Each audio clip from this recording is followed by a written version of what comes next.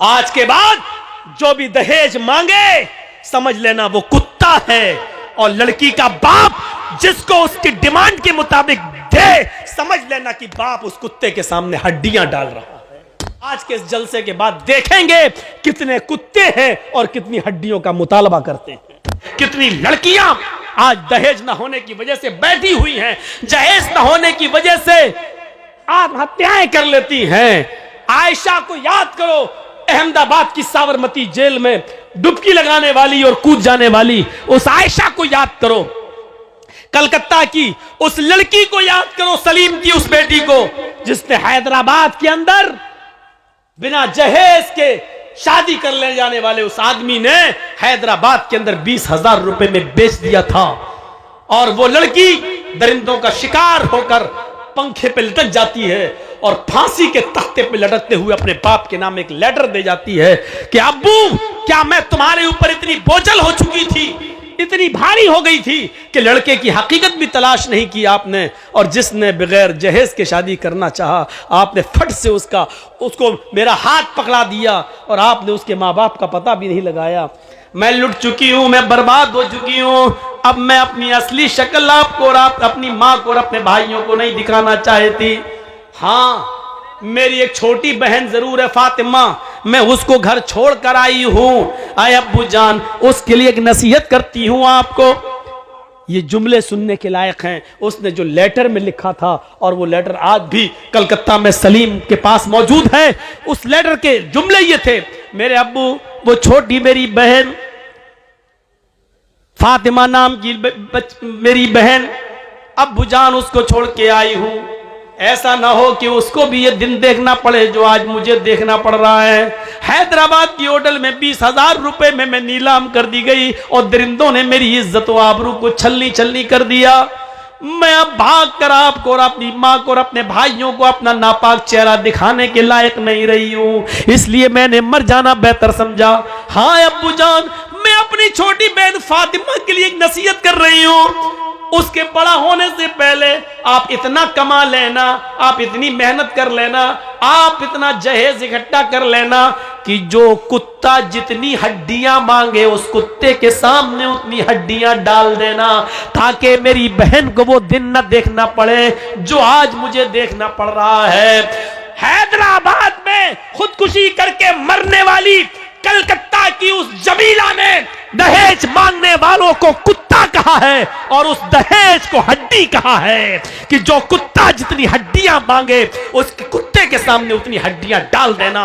आज के इस जलसे के बाद देखेंगे कितने कुत्ते हैं और कितनी हड्डियों का मुतालबा करते हैं। आज के बाद जो भी दहेज मांगे समझ लेना वो कुत्ता है, और लड़की का बाप जिसको उसकी डिमांड के मुताबिक दे समझ लेना कि बाप उस कुत्ते के सामने हड्डियां डाल रहा है। कह दिया मैंने जो कहना था, चाहे अमीर की बेटी हो, चौधरी की हो, सरमायाकार की हो, एमएलए की हो, एमपी की हो, कोई भी हो, ये मेरी कुर्सी है, ये मेरी अमानत है, मैं इसमें खयानत नहीं करना चाहता। जो सच्चाई थी वो मैंने बयान कर दिया है। मेरे भाइयों, मुआशरे में इसको कौन समझेगा, कौन इससे इबरत हासिल करेगा? मैं जानता हूं कि कुत्ता और हड्डी कहने के बाद भी जहेज रुकेगा नहीं। 20 साल से अब तक नहीं रुका तो अब क्या रुकेगा? लेकिन एहसास पैदा करो, एहसास। उस जमीला ने क्या कहा था कि मेरी बहन के लिए इतना कमा लेना, इतना कमा लेना कि जो कुत्ता जितनी हड्डियां मांगे उस कुत्ते के सामने उतनी हड्डियां डाल देना, ताकि मेरी बहन को वो दिन न देखना पड़े जो मुझे देखना पड़ा। यहां अंधेरा था। मोहम्मद अंधिकारम, मोहम्मद आएंगे अंधिकारम नाशम, अंधेरे को नाश कर देंगे। मोहम्मद आएंगे अंधेरे को नाश कर देंगे। वाच भूप्रति प्रेमड़ा माया मद विशारदा, तब देवो महाराज ममद सत्तुमा गीता मर्मोच्छिष्ट समंजी याते तथा तत्पश्य भो निर् इति श्रुत्वा दृष्टा परम विस्मय मागिता चतुर्विभ्रात्र में देव कर्ष्यामि कलक्ष्यम भवन्तो बांधवा देवा स्वाशेनावत्रश्यता शरम श्रुधारी सदूषका उच्चलापी लिंगच्छेदीन सर्वक्षो मतो मम्मा मुस्लिनेओ संस्कारा। आखिरी नबी जब इस दुनिया में आएगा उसके और उसके मानने वालों की पहचान ये होगी, शर्म शुरूधारी, वो लंबी दाढ़ी रखेंगे। शर्म शुरूधारी, लंबी दाढ़ी रखेंगे, दाढ़ी में गांठ नहीं लगाएंगे। बहुत से लोगों को आपने देखा होगा, दाढ़ी तो लंबी होती है लेकिन गांठ लगा लेते हैं, ऐसे गोल गोल घुमा लेते हैं, बाल बड़े करके यहां जूड़ा सा रख लेते हैं। कभी कभी गौर से देखो तो ऐसा लगता है जैसे नारियल का गुच्छा सर पर रख लिया। शर्म शुरूधारी, लंबी दाढ़ी रखेंगे लेकिन गांठ नहीं लगाएंगे। सदूशका, अपने सर के अगर पूरे बाल छिलाएंगे लेकिन टिक्की नहीं रखेंगे, चोटी। बहुत से हिंदू भाइयों को आपने देखा होगा पूरे बाल काट लेंगे, ये छोड़ देते हैं यहां टिक्की। हिंदू भाई कहते हैं शंकर जी की टिक्की से गंगा जमुना निकली है। गंगा जमुना जो निकली है वो शंकर भगवान की जटा से निकली है, टिक्की से निकली है। कितना बदल गया है। इधर शंकर जी की टिक्की है गंगा जमुना, और उधर जमजम। हाजरा पानी के लिए दौड़ रही हैं, पानी नहीं मिल रहा है। इस्माइल अलैहिस्सलाम जहां एड़ियां रगड़ रहे हैं, वहीं जिब्राइल ने पर मारा और जमजम का चश्मा जारी हो गया। यहां इस्माइल की एड़ियां हैं, यहां शंकर की जटा है, टिक्की है। कुछ तो है जो मिल रहा है। और चीख चीख के कह रहा, हिंदू भाइयों आओ, तुम्हारा खोया हुआ धर्म हमारे पास है, हम तुम्हें दे रहे हैं, ले लो। आपका बच्चा 5 साल की उम्र में गायब हो जाए और 15 साल के बाद जर्जीस को मिले, और 15 साल के बाद जर्जीस आपके बेटे को वापस करे, लीजिए आपका बेटा, आप कहोगे नहीं मेरा तो 5 साल का बच्चा था, वही दो। तो कितना बड़ा बेवकूफ बाप होगा। अरे 15 साल पहले खोया था तेरा बेटा, 15 साल के बाद अब वो 20 साल का हो गया है। 5 साल का था वो जब खोया था, 15 साल के बाद 20 साल का, अब 20 साल का बेटा तुझे दे रहा। नहीं साहब, वो तो काली शर्ट सफेद पैंट पहन के गया था, वही चाहिए हमें। वो तो 5 साल का था, वही चाहिए हमें। कितना बड़ा बेवकूफ होगा वो बाप जो 15 साल के बाद अपने बेटे को पहचान नहीं पा रहा है। आपका मजहब जिस कंडीशन में था उसमें धूल लग गई है।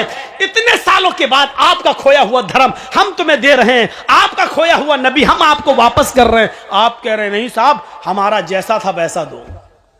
आप ही की किताब तो कह रही है उसकी पहचान ये होगी, शर्म शुरूधारी, लंबी दाढ़ी रखेगा, गांठ नहीं लगाएगा, सर के बाल छिलाएंगे तो चोटी नहीं रखेंगे।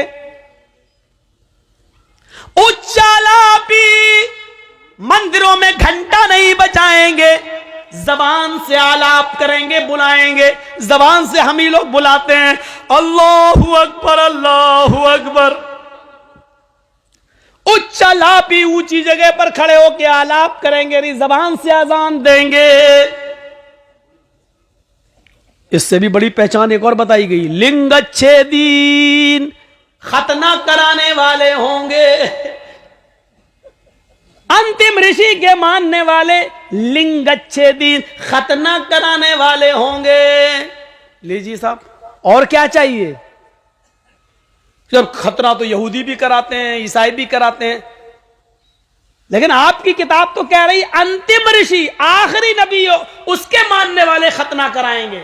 और अंतिम ऋषि कौन होगा?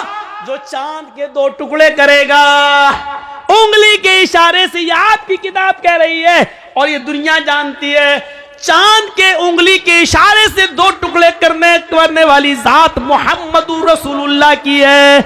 आपकी किताब कह रही है चांद के 2 टुकड़े करने वाला अंतिम ऋषि होगा, उसकी पहचान ये होगी, उसकी और उसके मानने वालों की, कि वो लंबी दाढ़ी रखेंगे, दाढ़ी में गांठ नहीं लगाएंगे, सर के बाल छिलाएंगे तो चोटी नहीं रखेंगे, ऊंचे स्वर में आलाप करेंगे अर्थात अजान देंगे, लिंगच्छेदीन, खतना कराएंगे, सर्वभक्षो मतो मम्मा। और सबसे बड़ी एक पहचान ये होगी कि वो सर्वभक्ष होंगे, सब्जी भी खाएंगे और गोश्त भी खाएंगे। सर्वभक्ष, सब कुछ खाने वाले, सब्जी भी खाएंगे और गोश्त भी खाएंगे, लेकिन हर गोश्त नहीं खाएंगे। ये भी आपकी किताब कह रही है, हर गोश्त नहीं खाएंगे। बिना कौलन च पश्वस्ते शाम, बिना कौल बिना मंत्र के उनके यहाँ कोई जानवर हलाल नहीं होगा। वो जिस जानवर पर मंत्र कौल पढ़ेंगे, मंत्र पढ़ेंगे, यानी बिस्मिल्लाह अल्लाहु अकबर कहकर जिस जानवर पर छुरी चलाएंगे वही खाने योग्य होगा, वही खाएंगे। बिना कौलन च पश्वस्ते शाम, वो बिना कौल बिना मंत्र के कोई भी जानवर हलाल नहीं करेंगे। सब कुछ खाएंगे, सब्जी भी और गोश्त भी, लेकिन हर जानवर नहीं खाएंगे, बल्कि मंत्र जिस जानवर पर पढ़ेंगे वही खाएंगे। और इनको क्या कहा जा रहा होगा? मुसलेने मुसलमान तो ही जाते हो द्यूदशा।